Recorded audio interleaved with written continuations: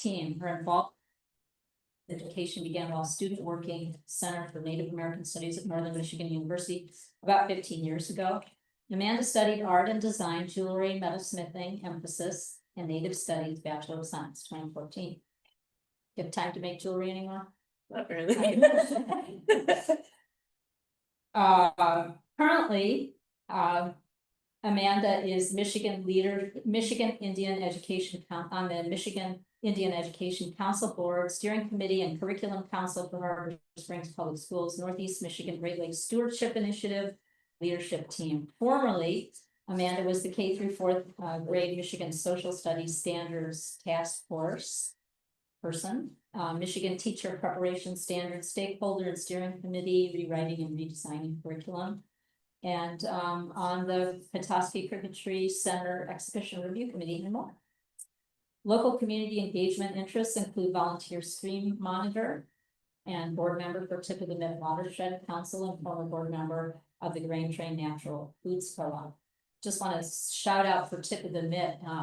They have Callie Beers, who's an educator over there, has some work in the show. If you come back tonight for the swirl or on Saturday for the public opening. And also we have a live stream from Tip of the Mitt, which is very cool. And Amanda's doing a youth camp this summer with Tip of the Mitt too. So maybe we should tell you about that. Amanda's spare time is often spent with her partner John and Kat Monty, harvesting or observing plant relatives, binging TV. What are you binging these days? I actually haven't done that in a No while. time. Okay, we'll put that in the past tense. Used to binge. Probably not playing Animal Crossings much either. I haven't in a while. Yeah. Okay. And Amanda, thanks so much for being here today, and I'm really excited to see what you're going to do. Yes.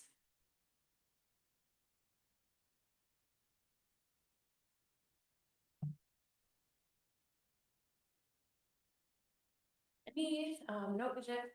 Amanda Weinert, meanwhile, watch from Knuckle Clan.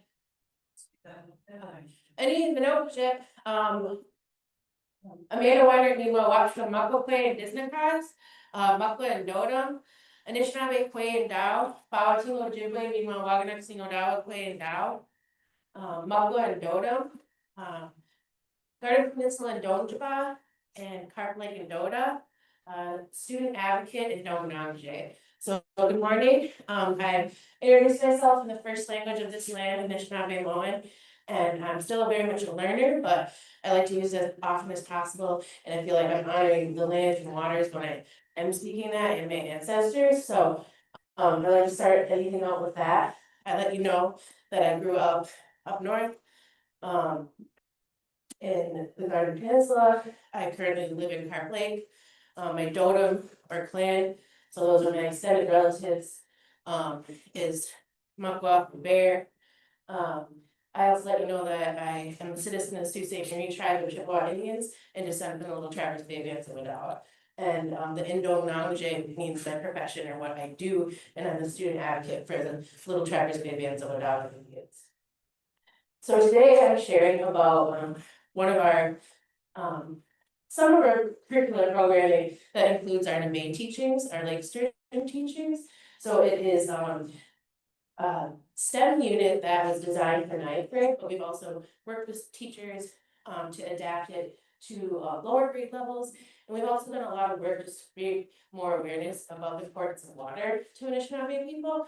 Just yesterday, I was in the 5th grade class with Sheridan, and we were able to share a book about protecting waters and spent a whole day of showing students the importance of water, showed them some cedar weaving, showed them some copper pieces that I had created, and really showing that that's all interconnected to water, to being Anishinaabe, and so we're constantly trying to find more ways to bring these teachings and lifeways into classrooms. So a little bit of information on me, and then our Facebook page for the Nagano Education Department. We post a lot of events, resources, so give us a follow and check out some of the work that we're doing or work that we think needs to be uplifted. So I always like to add this in case people aren't familiar with Weinert and Odawa, little tribe of Indians of Odawa, and I also have some resources linked in there so that you can do some further exploring too.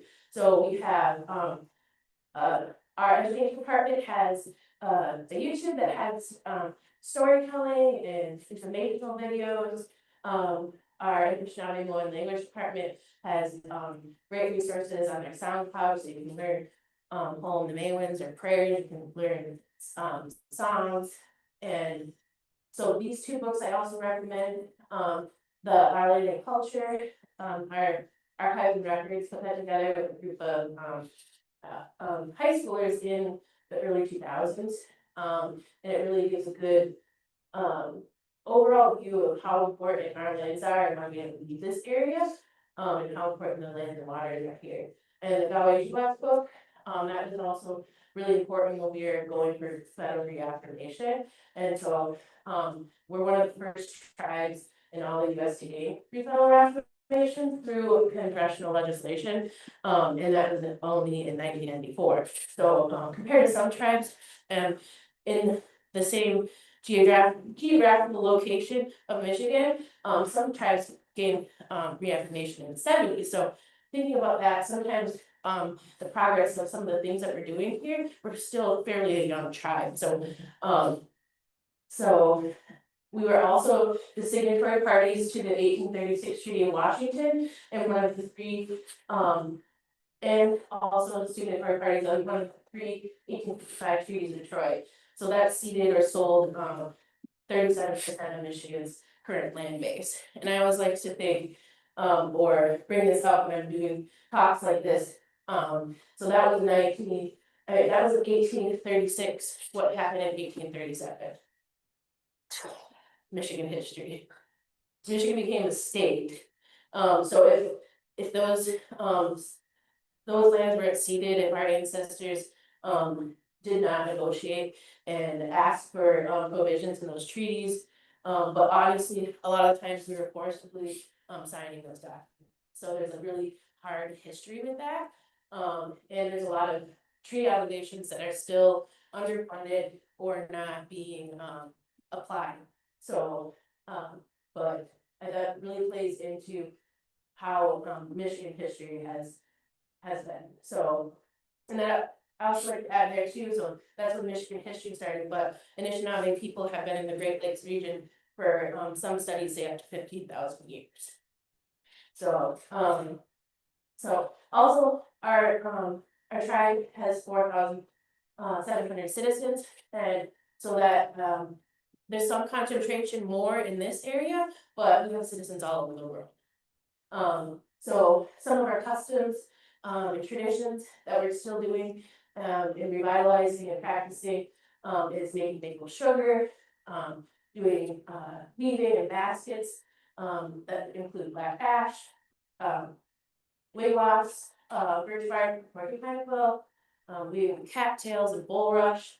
We have to bring those kind of teachings into our summer camps with our teacher and elder was on Larry. So we're making sure that we're still preserving these land places and bringing them to our youth. So here's some more information. Our government website. You can also see the reservation boundary here. Kind of give you an idea of the area that we are trying to protect. So this, I don't know, is Eric presenting? Yes, he'll be here. And so this is a great resource from one of his talks on how we were able to keep our land base and how we were able to say that we're not leaving here, because a lot of tribes were forcibly removed, but we were able to negotiate and stay in this area. Oh, what backwards. Hey Amanda, if I wanted to purchase or borrow one of those books, where would I find them? Yeah, so actually the our land and culture one, that one is just a PDF that is linked right there. And then the Odawak book, we have it at our cultural library, but the pastoral library probably has it too. So I always add this into, just kind of giving a layout of Anishinaabe people in this state. So this is where all the 1,200 recognized tribes are, but there's also tribes fighting for reaffirmation still currently. And then this shows also the breakdown of how treaties were signed and how land is ceded. And I always bring up in my, I think, it's important to bring this up with an educational work. Educational work is that education is a treaty, right? Because in those treaties that we entered in, there was educational provisions. Because our ancestors were hoping that we were going to be able to get quality education because we're giving away our goods. So there is 16 treaties specific with specific educational provisions in it. So this is some of the work that we do in our local schools. So this is when I was doing a lot of curricular work, but I still bring that into the current work that I do as a student advocate, because I think advocating for Anishinaabe students includes being able to make sure that our stories are being told in the classroom accurately. And so that's still part of what I do, is make sure that that we're getting that information, accurate information in the classroom. So the Shrubbery Quake and Wildland teachings of the Earth curriculum really did start with the Nimic teachings, and kind of kept building off of that, and having more partners and more schools interested. So we're really just trying to bring Odawa perspectives that are integrated through cross disciplinary curricula, including science and STEM and STEAM and social studies and English. So that, for an example, yesterday when I was at Sheridan, the lesson was all about Nibi, so that's water for us. And so in protecting it, so I worked with the teachers that were I was in the ELA group, so I was in the English and the arts group. But then I had a coworker, Jeremy, he was in another class. So we're also trying to bring it forward that you can teach Anishinaabe things in more classrooms than just social studies. That our life ways and knowledges are interdisciplinary. So to dive in more about many teachings. So when it was created, it was for 9th grade, but we've definitely had more and more interest in lower grade levels, because in the state of Michigan, the DNR has promoted salmon in the classroom. So there's already teachers that have vested interest in bringing that type of work into their classroom. But then upon reflecting, they realize that the salmon is not an indigenous species to this area. So there's kind of a conflict there, thinking, is that what we should be doing? And then they realize that there's an innate teaching, so that they can bring a fish that is important to this area and help with that revitalization. So the students typically get a fall fingerling sturgeon that's only about like this big, and they get that and they raise it up throughout the whole year. And we work with the teachers, and we have a provided curriculum to be able to help them in any way while they are bringing that into the classroom. And then this was just a couple of weeks ago. It's usually about the first week of May on the Black River. That's when the sturgeon are spawning, and that's when they're in the river. And that's also when researchers are out there to do some egg takes, and that's also where the eggs come from the Black River that go to the tribal fish hatchery, and then they keep rearing them, and then those ones go out to the classrooms, not only in this local area, but throughout the state for anything that has educational purposes. They come from the Little Traverse Bay Advanced Fishery Enhancement Facility that's in Gladbert. So that's also part of the curriculum that we encourage the teachers to bring the students to the hatchery, so they get to see everything in action. And then in the fall, in the spring, in May, we go over the Black River with students, and they're able to release that May that they had raised all year. And that looks That usually is when Fred Harrington also assists with that, shares the Maywood song, and also engages the students in that process too. Has them help smudge, has them help drum.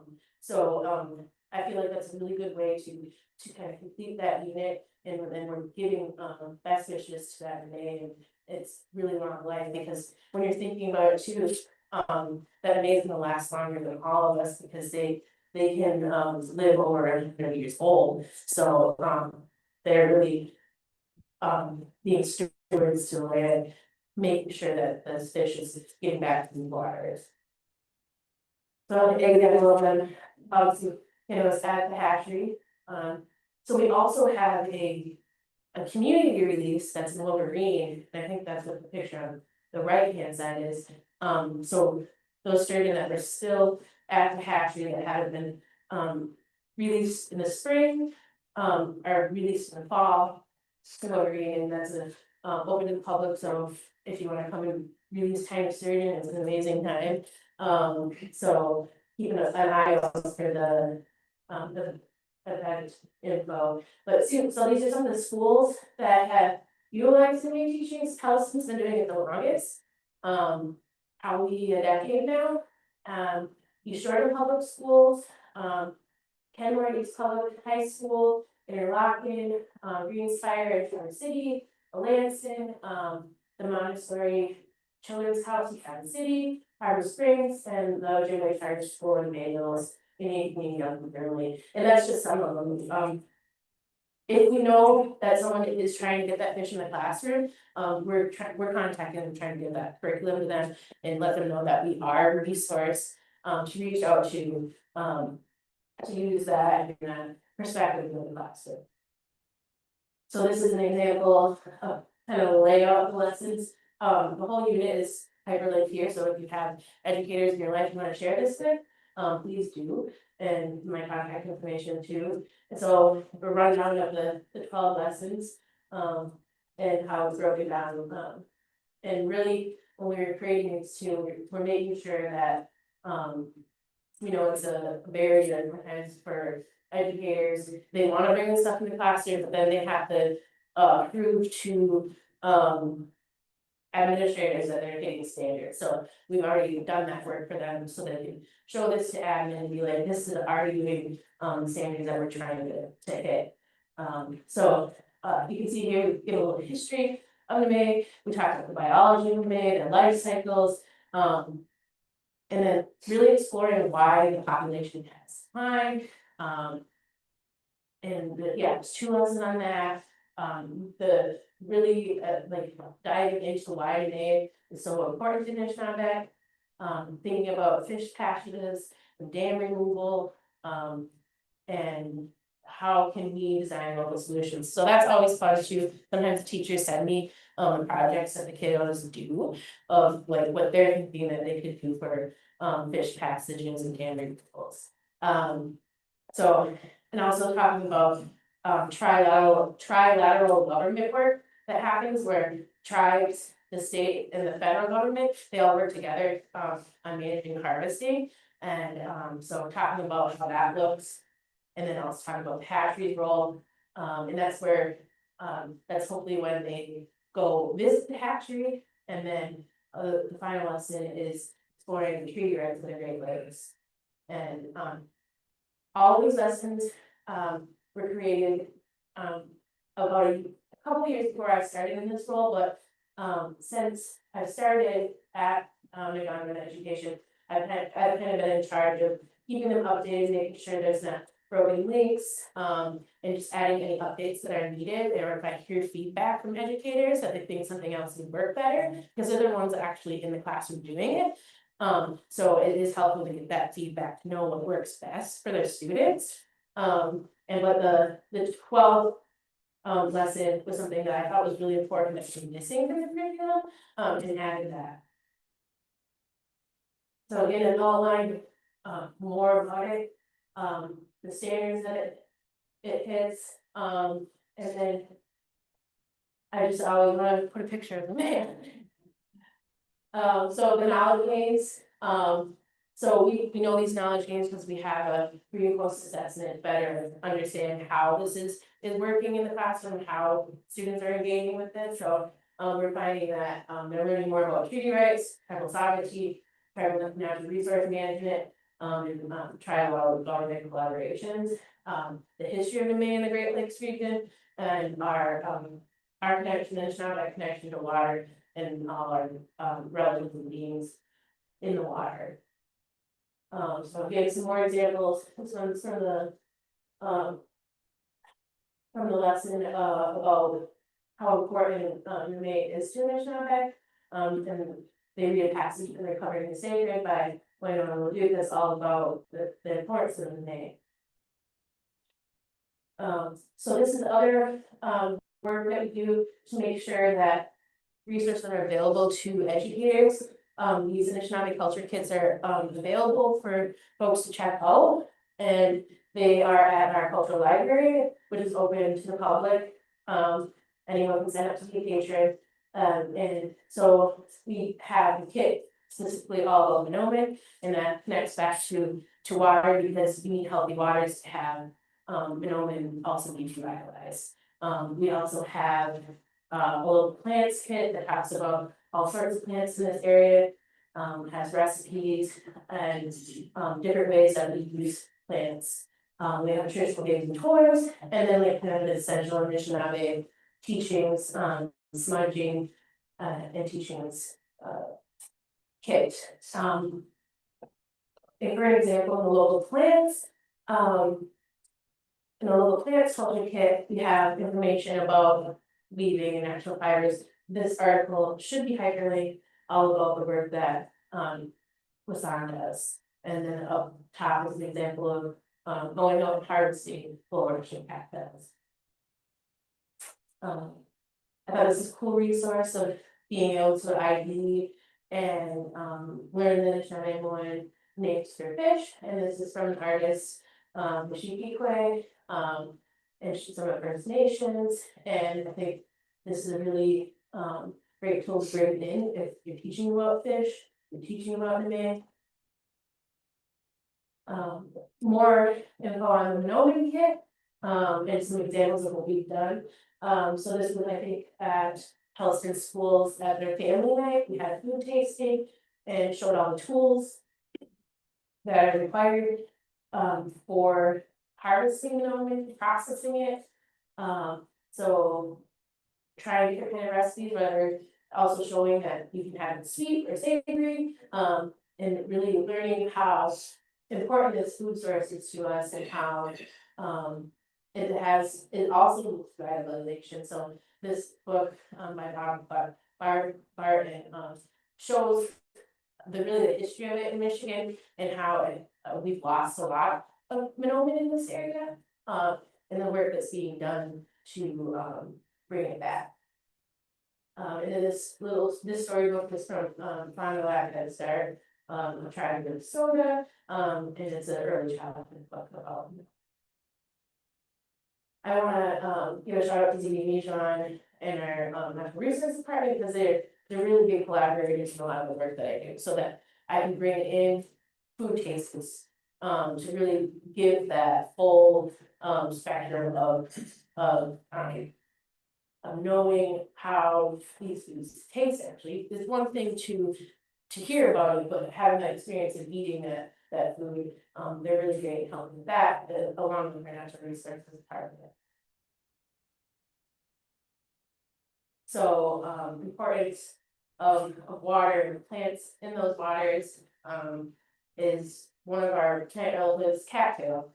And so we brought this into our youth camps of we thought that it was really important that we learned every part of the process and be part of it. It's one thing to just learn to weave, but maybe you are better at making the tool to do it than the weaving, and that's still important too. So we had kids doing it for hours, scraping the bones and making them, and so that we've integrated that in the campus and community programming. And so the intent too was, so we have a teaching lodge on one of our tribal properties where we have a traditional kingdom up. It's in Harvest Springs, on Weinert Road, and, the intent was like, we wanna be able to wrap that whole lodge in the cattails in the summertime, and be able to hold ceremony there, hold teachings there, to have it, really feel like what our ancestors had always done. So there's quite a few maps, I don't think it covers the whole lodge yet, but, this has been a long and beautiful work in progress.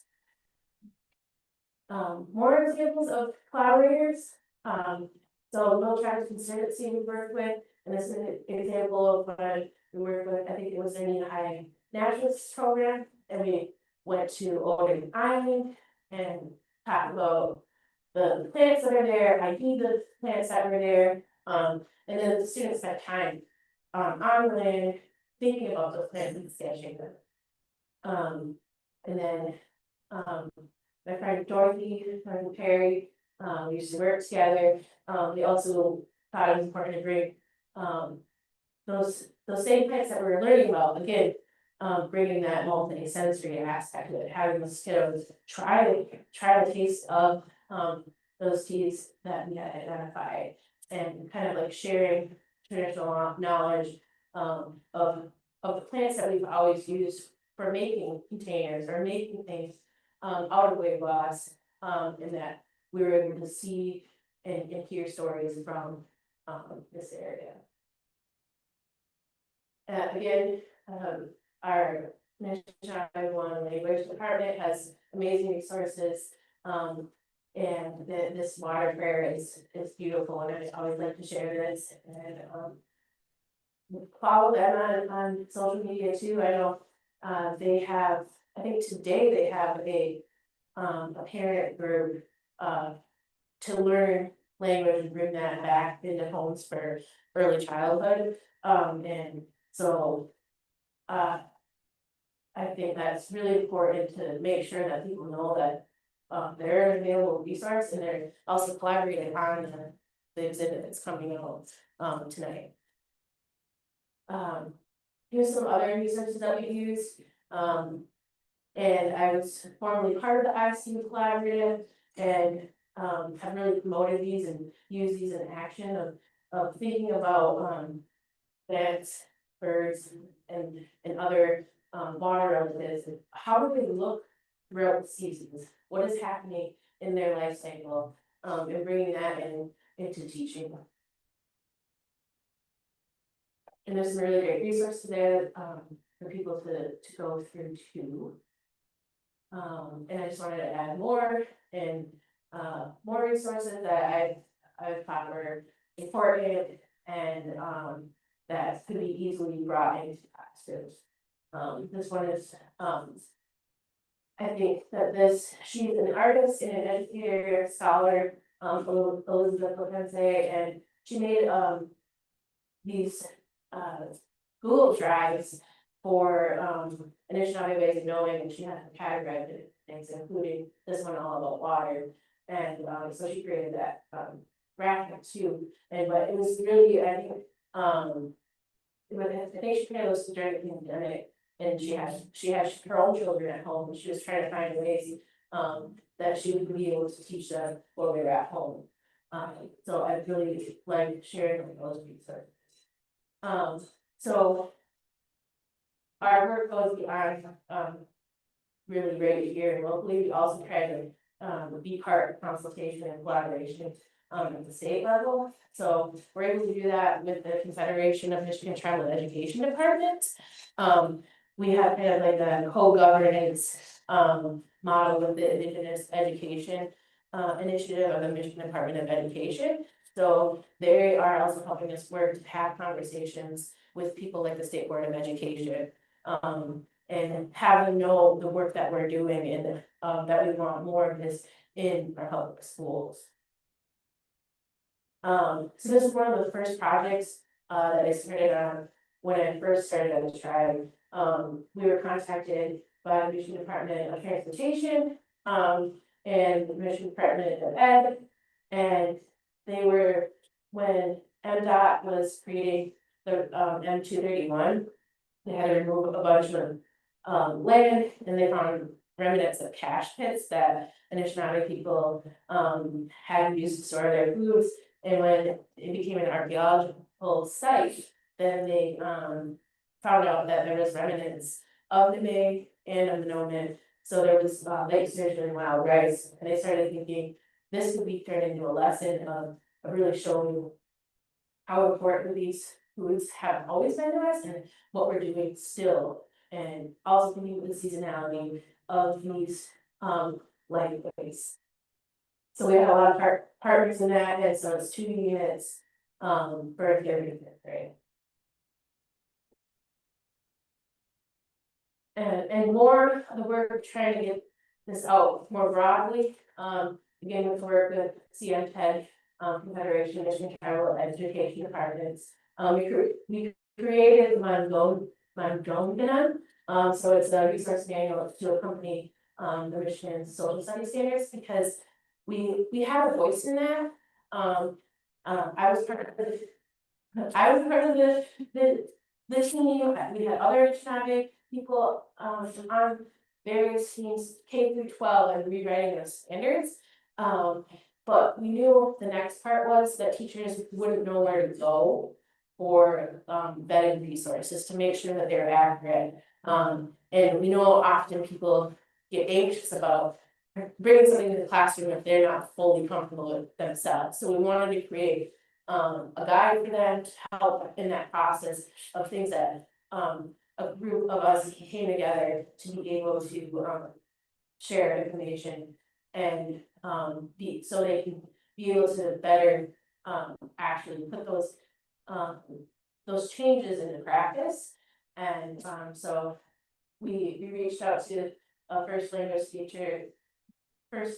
speaker that works for the Sagan Chippewa tribe, and she is Isabel Islamic, and she helped us come up with this name, and that it's kind of gathering information to share with people. So it's linked here, and we're currently working on a second version of it. And it's some examples from the resources that we have listed in there. There's these books about water cultures, and the importance of protecting water and the activism that they do. And there's a really great teacher guide that goes along with it from the publisher. And there is an Indigenous social studies collective that has also put out really great units and information for educators to bring talking about Indigenous people in a current sense, because often you find a lot of materials that are talking about in the past. We want to make sure that we're talking about our contemporary leaders, not only our past leaders.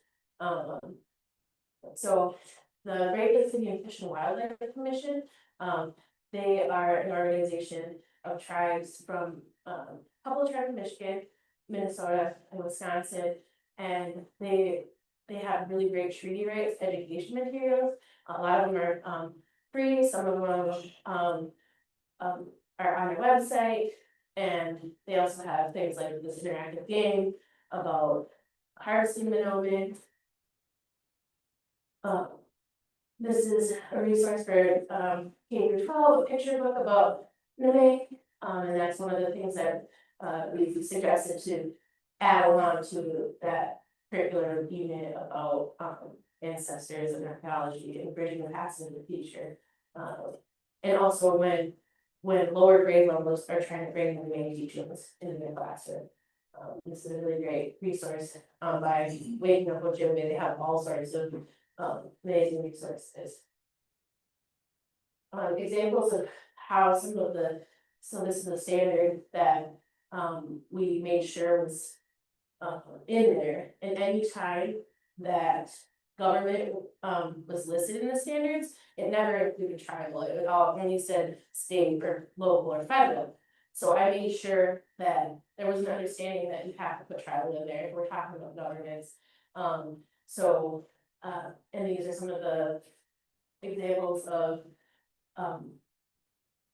how you can show how treaty rights and private sovereignty are in action, and what's going on currently. So, these are from Michigan Public Radio.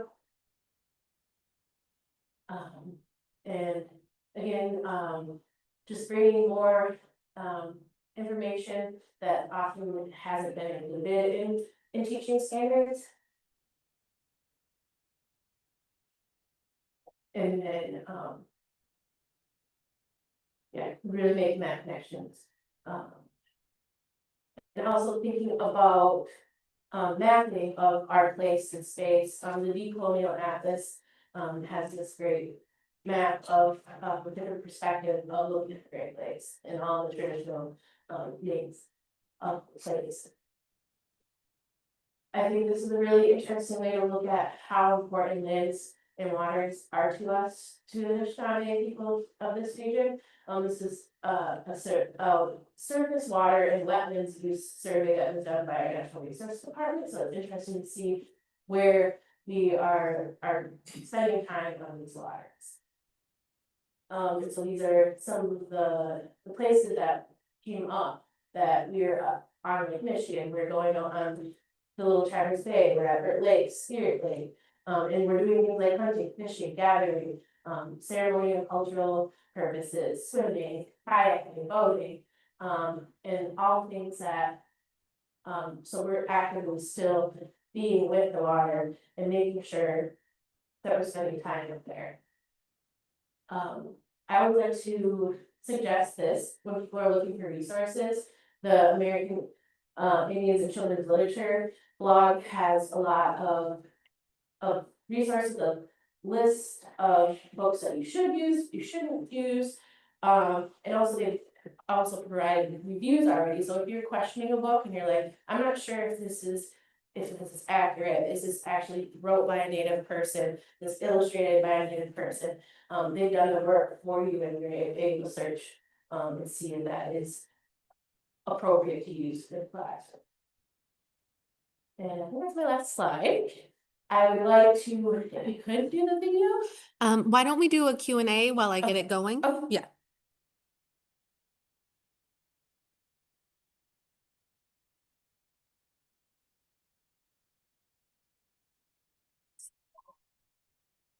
It's in our government building, at 7500 Odawa Circle on Prentice.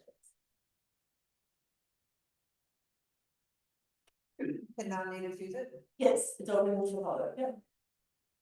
Yeah, could we link this slide to, you have so many resources in there, it's amazing, like Yeah. years of education there. Could we link it on our web? Yeah, of course, I really like providing information, so that's why I designed it that way.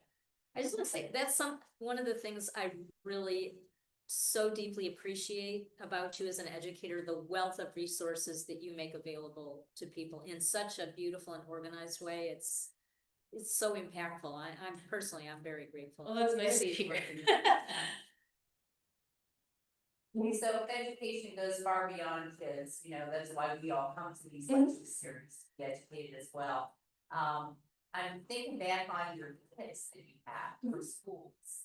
Would it be possible for, let's say, a small organization to borrow kits for some activity to use? Yeah.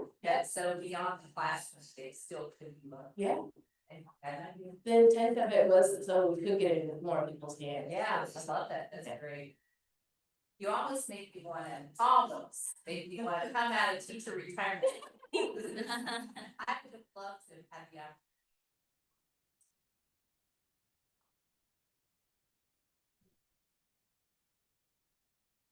Just in connection with that, I also really appreciate how you understand that teachers need the resources, like they want to do this work, but they're not comfortable if they're not prepared, and the way that you understand that, provide it in something, in a way that's really accessible.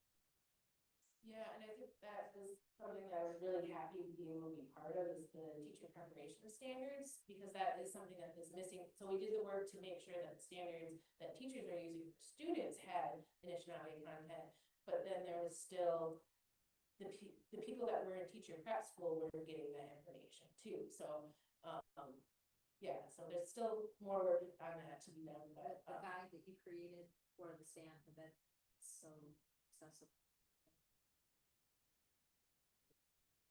Kudos to you, the tribe, for all of the and this may be a too specific question for you, but what can you tell me about the Lake Sturgeon population, see that Great Lakes outside of that? I do not have that information off the top of my head. This video, Chris might explain that, and Chris has a talk, coming up, right? Yeah. Yeah, and so he gives all those stats, and I'm not good at remembering all the numbers. Yeah. Are we ready for the video? This is, from a couple of years ago, kind of highlighting, the teaching and its, Great Lakes Now, public broadcasting thing that, I helped out with.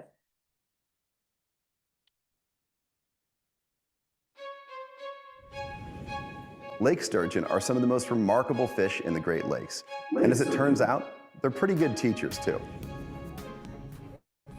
In some Michigan classrooms, lake sturgeon are not only engaging students in science curriculums like biology and chemistry, but the fish are also creating opportunities for students to learn about Native American culture.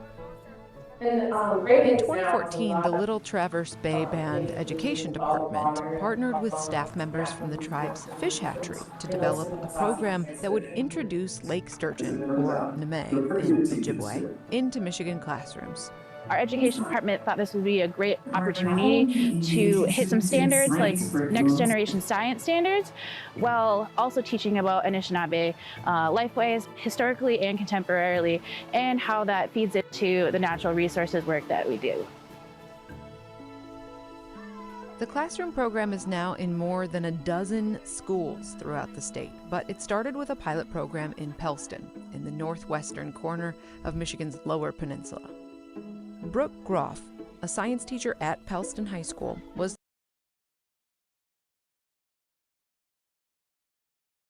the first teacher in Michigan to begin raising a sturgeon in a classroom.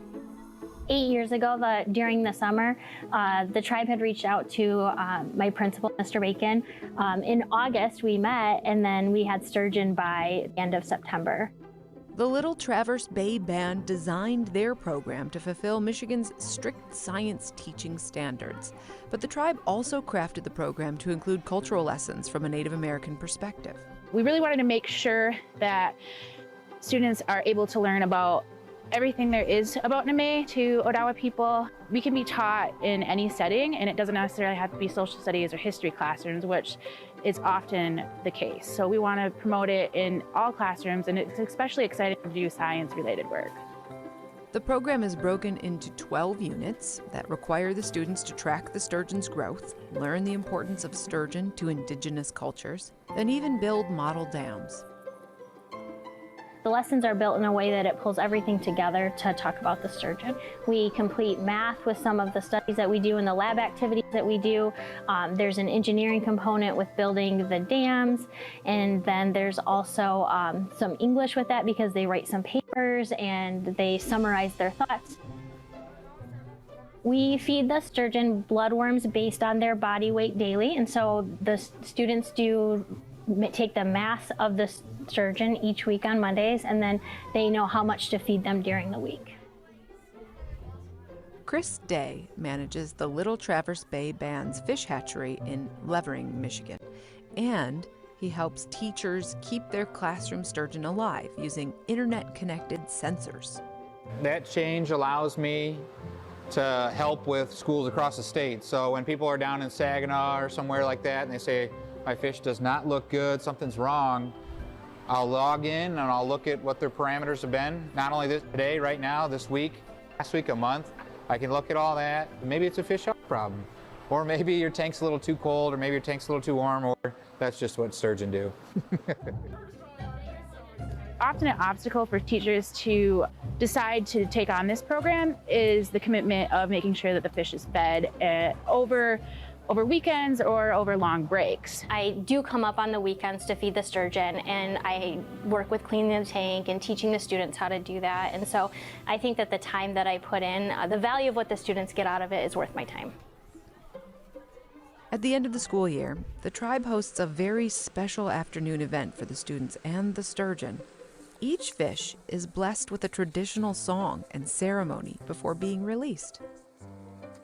The release day, we want to make sure that we're putting the fish, the neme, into the water in a really good way. We gather everyone around, and then we each have a pinch of tobacco, or sema, in an Anishinaabe. We each have sema in our left hand, and then we bring it together as a group, and then we have students bring the whole collective good thoughts into the water before we release the neme. We really like the release event because it brings everything together. And so it's a great closing. It brings all the pieces together, and the kids can see that connection between the tribe and the sturgeon and the work that we did all year. If there's more than one volunteer, I'll try to pick someone that has done the most care. And so a student who, when I've had a sub, has stepped up to feed the sturgeon or do something extra or offer to help. And so I know that those students care about the sturgeon, and I think that that's nice for them to get to do the release.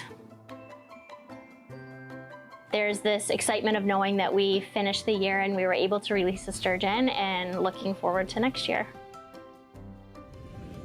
At Great Lakes Now, we aim to cover the Great Lakes region and the people who live here, like you.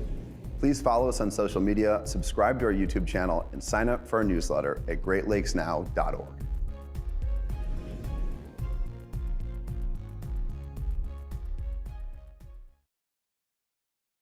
This is sturgeon, and looking forward to next year. At Great Lakes Now, we aim to cover the Great Lakes region and the people who live here, like you. Please follow us on social media, subscribe to our YouTube channel, sign up for our newsletter at greatlakesnow.org. Wow. All right, we good. Do we have any Thank you. questions? Some more questions? Any sturgeon help raise? That's a good question. I don't have that number. Thinking about that numbers, what percentage of those fish that are released do you expect will probably survive? That's more of a Chris question. Well, that's. Chris will be here June 12th. Okay, So well, I come back on. okay. And I think part of a lot of the work that they're doing is really still trying to figure that out, because some of this research and revitalization of them is kind of still a work in progress. Because I know he's talked to me about that their process is different from other facilities, but honestly, he's seeing that our process is working better than some other facilities down, whether it's at other tribes down state or in a different state. So is it a DNR facility on Black Lake that has their, Yeah, there's it's like co-managed by DNR and Michigan State University. okay, and then the tribal, Part of it. the The hatchery, thank you, hatchery. So that's in Levering, Mhm. and is that also where the raptor? Yes, that would go in there too, Oh, yes, I yes.